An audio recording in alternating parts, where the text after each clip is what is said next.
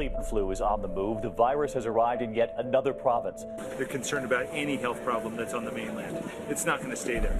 Showing the vaccine only thought to be 10% effective. Nationwide, there are already more than 41,000 cases confirmed. Every state in the country reporting widespread flu activity. As of this morning, 18 countries around the world have reported cases of the flu within their borders. Numbers out of Australia as of mid-October are concerning. If you get sick, stay home.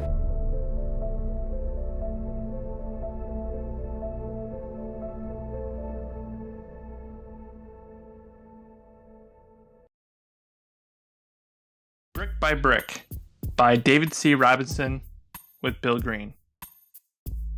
I'm always a big fan of company profiles, and there are a lot of good ones out there. I just finished the one on Ford, American Icon. It's an iconic brand and a very long-lived brand. While Lego is completely different than Ford, it is also a very powerful heavyweight in the toy world. If you walk down Walmart, any Walmart, find me another company that has an entire aisle dedicated to its products. And of course, growing up, I was a massive fan of Legos. It's one of those toys, probably the only other toy that sticks out of my mind from my childhood would be maybe model trains and slot cars. But Lego was always a staple. And the funny thing is if I still had the sets that I had from the 80s when I was a kid, most of them are worth more money now. Imagine how many other toys do you have from your childhood that actually appreciated over time. So in some ways, if you get them for your kid, they're almost an investment, almost. So that was my outlook when I bought the book. I wasn't expecting all the challenges that the company had to overcome in the decades that I've been buying their products. It's one of those companies you really don't think about. You think of them almost having a charmed existence, always having their toys on the shelves at basically any box store you go to. It's hard to imagine them going through tough times. But the company had very humble beginnings with its wood toys, which was actually kind of a little bit of a surprise to me. And then finally, that early on, that gamble they made in making their first investments in the brick mold machines, which is also something that was kind of interesting to come across in the book. You think of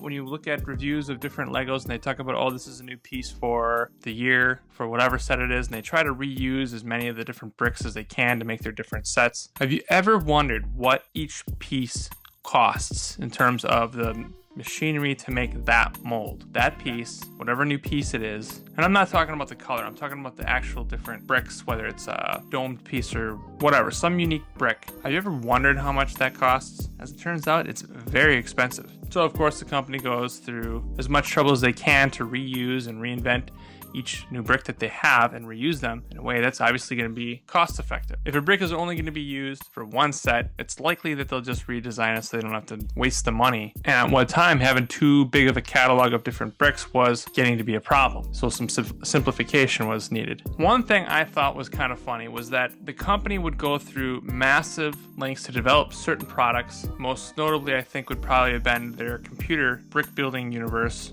I forgot the name of it. But essentially, they were obsessed about how the bricks had to look. They had to look exactly like the bricks in the real world with a little Lego logo on every stud. And they wanted it 3D rendered. And the management was so hung up on that one brick, they couldn't make their virtual system work.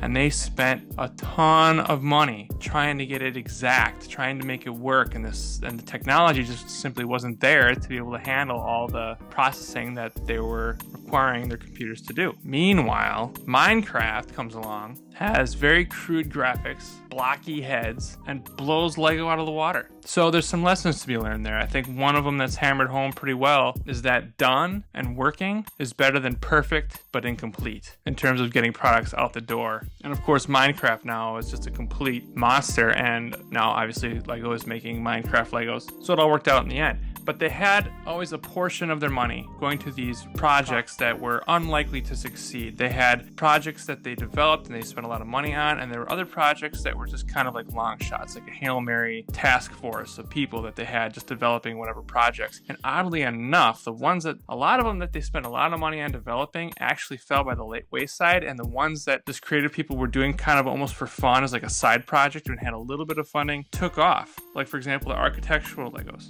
kind of geared more towards adults, and that happened quite a bit. So from the consumer side of things, walking through the aisles and always seeing products, it was kind of interesting to see the turmoil behind the brand. And obviously, as I've gotten older, having had Legos as a kid, which by the way, it kind of references certain products and I remember them in my childhood. And as I've gotten older, I've bought more Lego sets for nieces and nephews without ever knowing any of that turmoil. But the company's stronger than ever, and they finally have their 3D rendered bricks to perfection in their films, and of course the massively popular video games. So it's funny how in the end, when the technology caught up to it, they did get that, but in the initial phases of all that, like for example when Minecraft came out, Lego was very much on the bleeding edge of things, while Minecraft was more on the cutting edge. And of course there's many other product references and struggles that are cited through the book. It gets a little dry at times, but if you're a fan of the products, I personally think you'll enjoy the book. But hey, that's just what I think. Let me know what you guys think in the comments below, and I'll talk to you next time.